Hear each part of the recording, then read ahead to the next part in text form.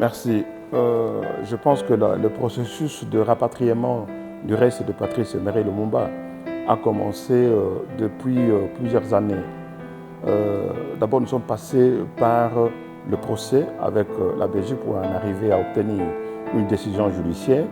Ce n'est pas sur base d'une demande amicale entre la famille et la Belgique, mais c'est suite à une décision judiciaire que nous avons pu obtenir cette autorisation de faire rapatrier le reste de Patrice Emery Lumumba. Moi, je pense que ce que nous devons signaler par rapport à ça, Patrice Emery Lumumba n'appartient plus à sa famille. Il n'est pas mort, il n'a pas été assassiné parce que c'est le papa de autant d'enfants, mais il a été assassiné par le fait que c'est lui le pionnier qui a réclamé et demandé l'indépendance solennelle de notre pays. Il a accepté verser son sang, il a accepté le sacrifice suprême pour que nous ayons ce pays et que nous puissions jouir de génération à génération cet héritage d'une haute importance qu'il nous a légué. Alors, de ce point de vue, c'est chaque Congolais qui doit donner un point de vue par rapport à cette question. Ce n'est plus l'affaire de la famille Lumumba ou de la Fondation Patrice Emery Lumumba, c'est l'affaire de tous les Congolais qui portent Lumumba. Et les enfants de Lumumba voudraient aussi constater qu'ils ne sont pas orphelins pour rien, parce que Lumumba, il n'est pas le héros de sa famille, il est le héros des Congolais. Il est mort pour la cause congolaise, pour tous les Congolais. Il n'a pas été assassiné pour sa propre famille. Donc ce sont des éléments importants.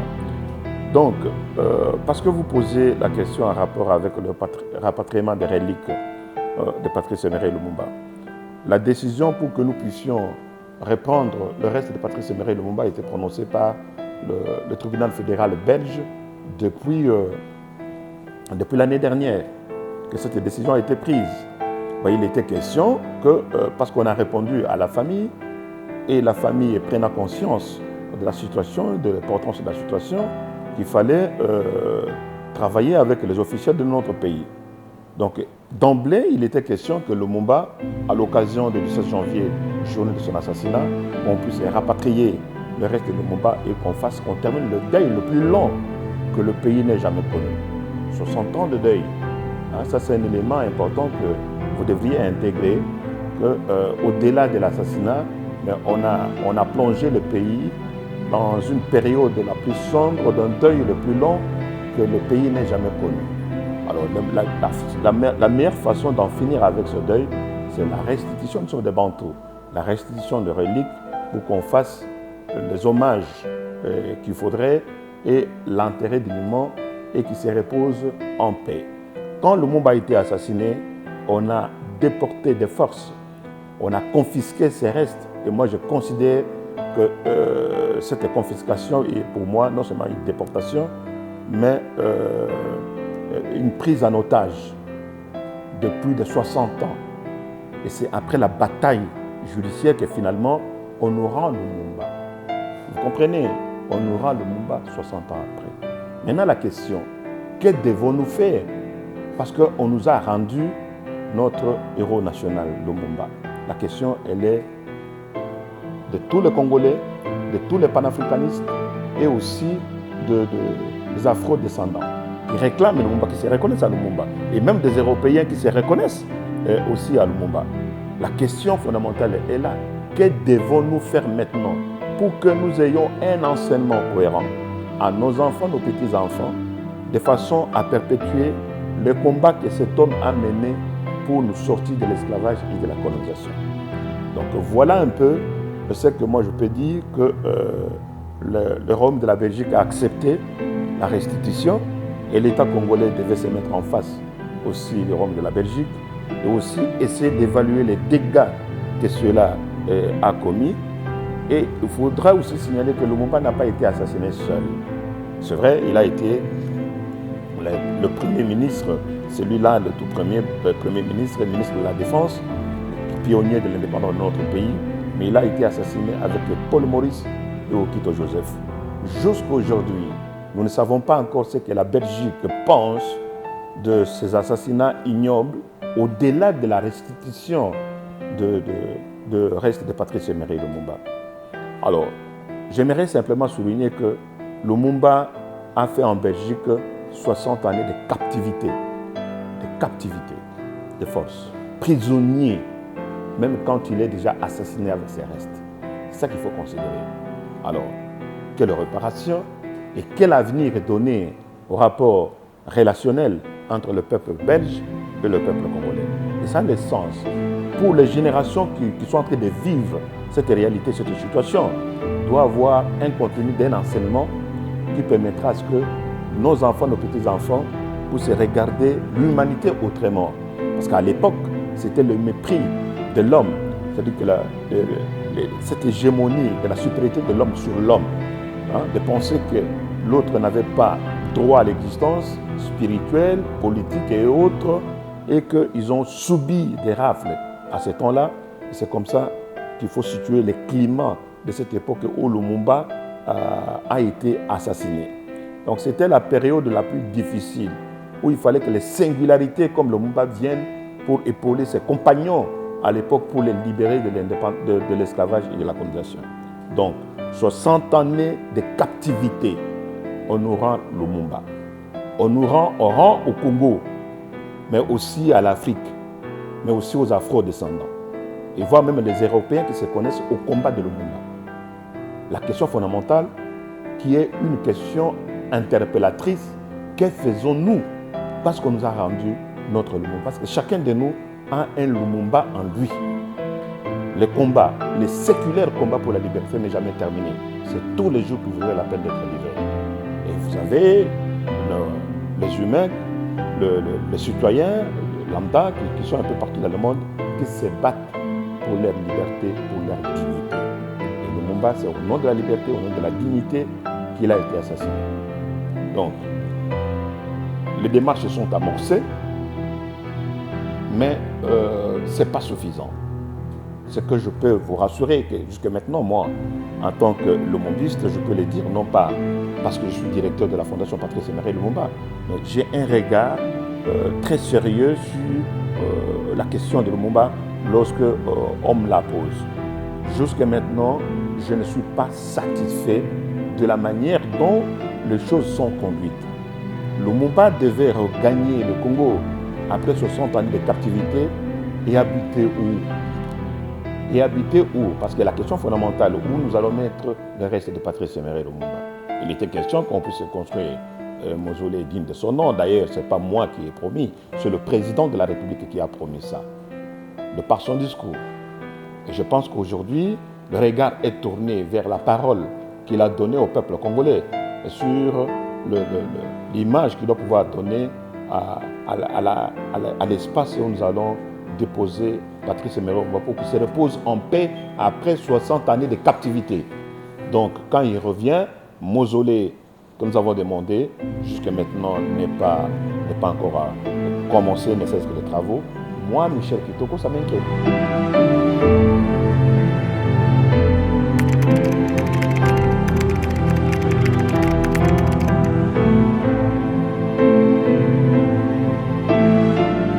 J'aimerais simplement dire qu'il y a deux phases qu'il faut séparer. Il y a la phase où la famille dépose une plainte contre le Rome de la Belgique, alors que c'est l'État congolais qui devait faire ce travail. Parce que je l'ai souligné tout au début que Lumumba, il n'a pas été assassiné parce qu'il est le père des enfants. Il a été assassiné pour la cause congolaise. Donc c'est à l'État congolais qui devait faire ce travail, avoir les avocats et qui devait traiter ce dossier de plainte auprès du Royaume de Belgique pour qu'on en trouve une solution. Une première plainte a été déposée il y a plusieurs années, plusieurs décennies, où la Belgique a reconnu sa responsabilité morale. Mais la responsabilité morale ne suffit pas parce que maintenant, nous avons des preuves matérielles. Ils en disposent le reste de Patrice Emery Lumumba. Ça, c'est une preuve matérielle. Donc, ça dit que la responsabilité pénale du royaume de la Belgique est engagée. Parce qu'ils en disposent maintenant les cadavres. Ils en disposent maintenant le reste des dépouilles de Patrice Emery Lumumba. C'est une preuve éloquente qu'il y a eu assassinat, il y a eu confiscation de ses restes, il y a eu déportation de ses restes, et puis il y a eu la captivité aussi de ses restes, pour qu'on nous rende par la décision judiciaire 60 années après. Donc il y a ces faits-là. Il y a deuxième fait que je reproche encore à l'État congolais, qui devait prendre aussi de l'avance, à déposer une plainte pour une réparation.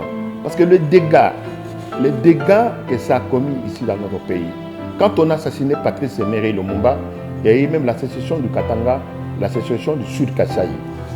Plus de 850 000 morts, océan du sang à ce temps-là. Et qui doit payer ces pots cassés? On a ôté au Congo, le gouvernement central à l'époque, de son poumon économique du Katanga, et puis l'Amiba, qui était quand même aussi un poumon secondaire qui devait seconder pour l'économie principale du gouvernement central. Pendant 4 ans, de 1960 jusqu'à 1964, le Congo ne bénéficiait pas parce que c'était sous le contrôle de l'Europe de la Belgique. Vous comprenez? Donc les dégâts sont tellement énormes qu'il va falloir qu'il y ait des spécialistes pour en évaluer les choses qui feront que l'État congolais soit dédommagé au-delà de ce qu'on peut penser à la famille qui peut être aussi partie prenante au dédommagement. Mais d'abord, l'État congolais. Parce qu'à cause de ça, l'État congolais a subi de dégâts incroyables. À cause de l'assassinat de Patrice Emery Lumumba, on a assassiné la première démocratie naissante. Et qu'aujourd'hui, nous sommes en train de nous battre pour remettre le pays sur le rail de la démocratie. Et le même qui nous a ôté la première démocratie naissante commence à nous donner des leçons sur la démocratie de notre pays. Vous comprenez? Lumumba a réussi à son temps de réunir les Congolais jusqu'à donner à une minorité qui ne pouvait pas en bénéficier la qualité d'être président de la République, parce qu'il avait la majorité à l'Assemblée nationale et au Sénat, et c'est par le Congrès uni qu'ils ont voté Kasavubu comme président de la République.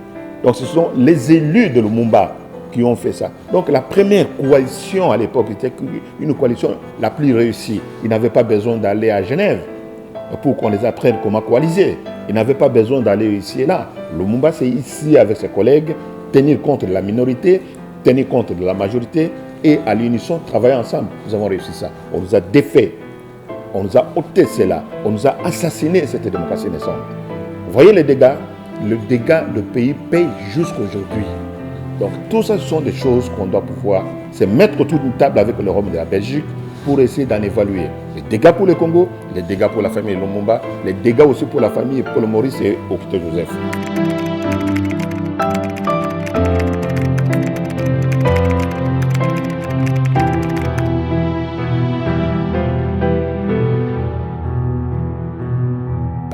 La question de Lumumba-Ville dans notre pays, c'est quelque chose c'est un processus.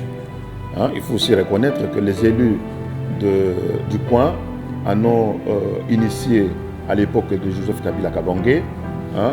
Ils ont déjà introduit une initiative. Il y a eu même un décret à l'époque, mais un décret qui avait du mal à se faire appliquer parce qu'il y avait trop de confusion de ce côté-là. Mais le même élu, de manière générale, ils ont essayé d'introduire encore une deuxième demande pour en obtenir à cet endroit-là la qualité de la ville de Patrice Emery Lumumba, la ville que nous appelons la ville Lumumba-Ville. Et là-dessus encore, il fallait lui donner un contenu. Vous savez, il ne suffit pas de décréter quelque chose. Ça ne suffit pas. Il suffit d'avoir une idée réelle qui répond à la qualité et à la dimension de l'homme. L'homme Patrice Emery Lumumba, qui est notre icône, qui est non seulement héros national, mais icône universelle de notre pays. Et l'image que ça donne maintenant, c'est qu'on a fait quelque chose dans la formalité, mais qu'au niveau du contenu, il n'y a absolument rien. Vous comprenez? Et c'est ce que moi je reproche aux officiels de mon pays de ces derniers temps. Et Lumumba-Ville, vous allez aujourd'hui, vous allez trouver que de petits villages ici et là, il n'y a rien. Il n'y a pas de pont, il n'y a pas de ville, il n'y a rien qui correspond à la ville. Ne serait-ce qu'un budget qui devait être mis à la disposition pour vraiment transformer ces lieux à une ville qui répond à la dimension de Patrice Emery Lumumba. Rien n'avance. Et je sais que même celle qui a été nommée maire de Lumumba-Ville est toujours ici à Kinshasa, peine encore à rentrer. Depuis qu'elle a introduit des dossiers ici et là, elle n'a toujours pas trouvé de réponse adéquate. Donc, Lumumba-Ville, pour être vrai envers les téléspectateurs qui nous regardent, ceux qui aiment Lumumba, pour le moment, il n'y a rien du concret. Il faut que je sois en harmonie avec ma conscience, avec moi-même. Donc le décret ou l'ordonnance ne suffit pas.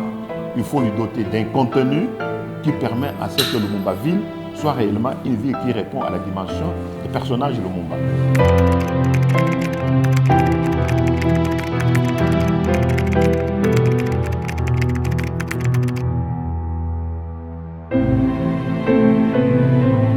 Je peux vous rassurer que la famille Patrice Emery Lumumba, moi-même qui vous parle, je suis de la famille. Je ne suis pas le fils à Patrice Emery Lumumba, je suis de la famille Patrice Emery Lumumba.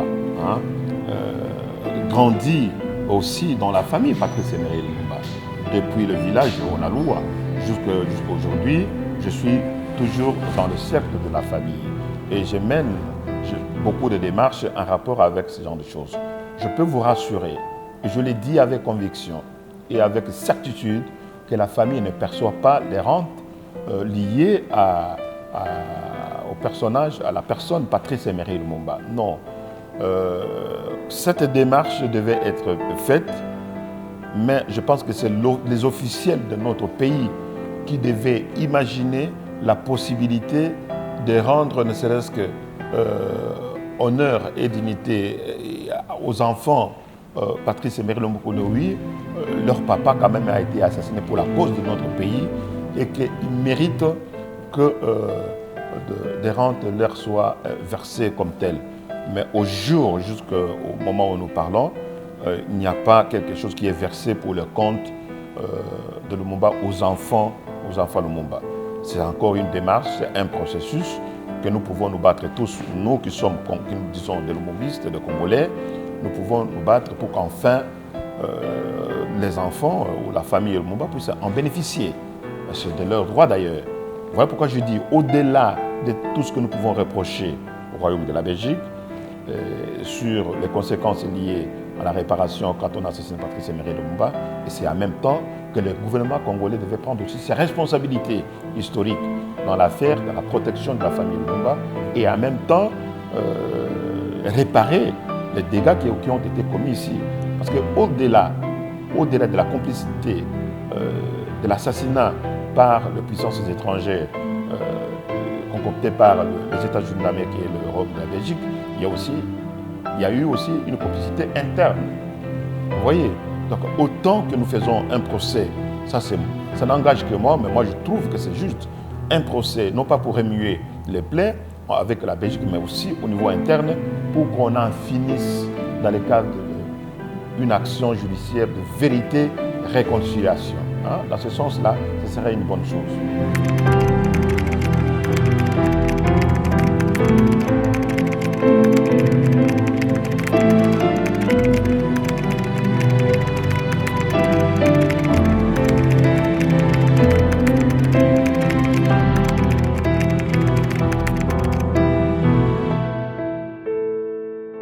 Je peux vous rassurer qu'en termes de symboles, vous avez cité, et je vous l'ai dit moi-même, que Lumumba, c'est l'icône universelle. Ce n'est plus simplement l'affaire du Congo ou des Congolais, mais aussi l'affaire des panafricanistes et des afro-descendants, et voire même des Européens qui se reconnaissent au combat de Patrice Emery Lumumba. Tout dépend de comment nous situons l'événement. La situation de Lumumba a évolué au fur et à mesure que les générations se régénèrent les unes envers les autres. Quand Lumumba a été assassiné, voilà pourquoi je dis à ces temps-là, c'était trop difficile de parler de la question de Lumumba parce que la plupart des lumumbistes étaient pourchassés. Et je peux même vous rassurer qu'à ce temps-là, il y avait même un génocide idéologique. Celui qui pensait au système Lumumba savait trop bien que son sort était déjà scellé, non pas par les impérialistes, mais aussi par certains Congolais à l'époque qui étaient pro-occidentaux. Alors les lumumbistes ont été pourchassés jusque dans les maquis, ainsi de suite, on connaît. Mais avec le temps de combat et l'évolution des choses, que ce soit en dimension au niveau de l'Europe ou ici, chemin faisant, on a commencé à comprendre que la lutte qu'il a menée, c'était une lutte noble. Il nous a laissé un testament où il dit dans son testament que ni brutalité, ni sévice, ni torture ne m'ont jamais amené à demander la grâce. Je préfère mourir la tête haute, la foi inébranlable, la confiance profonde à décider mon pays, plutôt que de vivre dans la soumission et le mépris des principes sacrés. Donc, aujourd'hui, nous devons reconnaître que ceux qui se battent pour leur dignité, pour leur liberté, ils se reconnaissent aussi à Lumumba, le combat qu'il a mené. Donc, poser des questions pour savoir les éléments qui montrent que Lumumba devient l'icône universelle. Aujourd'hui, je commence par le pays qui a assassiné, qui était vraiment direct à assassiner Patrice Lumumba. Vous avez quelque chose qui est stèle de Lumumba à la place que les Congolais appellent Matongé à Bruxelles. C'est que chemin faisant, ils ont fini par reconnaître cette icône pour dire non, il fait partie de l'histoire réelle de notre pays et la génération d'aujourd'hui se retrouve dans le combat de Lumumba. Ils l'ont réclamé en Belgique. Il devient parmi les icônes qui doivent être enseignées. Vous allez à Moscou, vous avez toute une université. Université Patrice Emery Lumumba, où on enseigne les doctrines de combat de Patrice Emery Lumumba, des options spécialisées par rapport à ça. Vous allez en Guinée, vous allez trouver la monnaie Sili, vous avez l'effigie de Patrice Emery Lumumba. Vous allez au Maroc, vous allez trouver des rues baptisées au nom de Patrice Emery Lumumba. À Bruxelles, vous avez des rues aujourd'hui baptisées au nom de Patrice Emery Lumumba. À Alger, vous allez trouver ça. En Iran, vous allez trouver ça. Le pays latin, n'en parlons même pas. En Afrique, dans beaucoup de pays, vous en trouvez énormément. On parle de Lumumba. Mais l'élément le plus important, c'est qu'au-delà de ce que nous voyons, et quel est l'enseignement que nous devons donner à nos enfants et nos petits-enfants. Et c'est là que revient la question de réforme au niveau de l'enseignement de notre pays, pour que notre enseignement ne soit pas calqué seulement sur les méthodes ou ce qu'on nous amène de la Belgique, de la France ou d'ailleurs, mais que ça réponde à la vraie histoire de notre pays. Parce que Lumumba, il a dit, l'Afrique écrira sa propre histoire et sera au nord comme au sud Sahara une histoire de gloire et de dignité. Une autre histoire, mais la vraie, pas l'histoire tordue, pas la fausse histoire. Voilà pourquoi je suis trop regardant. Lorsqu'il y a un événement dans mon pays, j'essaie de prendre les éléments qui sont vrais pour faire partie de l'histoire. Parce que Lumumba, il est mort pour la vérité. Et il nous a laissé dans son testament qu'il faut être vrai et écrire la vraie histoire. Que ce soit sur le plan de la démocratie, j'aime que les choses soient vraies. Que ce soit sur le plan de l'organisation de la dimension de notre société, il faut que les choses soient vraies. Parce qu'il a chuté pour dire, nous allons faire du Congo le centre de rayonnement de l'Afrique tout entière. Donc, sur cette question les éléments qui doivent se poser le Lumumba devaient rayonner dans le cœur de tout et chacun par un enseignement. Donc moi j'en appelle aux réformes de notre pays pour que nos enfants apprennent pourquoi Lumumba on l'appelle héros. Quel est le contenu qu'on met dans cette dimension de héros. Il a été assassiné. Lumumba, il faut dire à nos enfants qu'il n'est pas mort de sa propre mort. Il a été assassiné.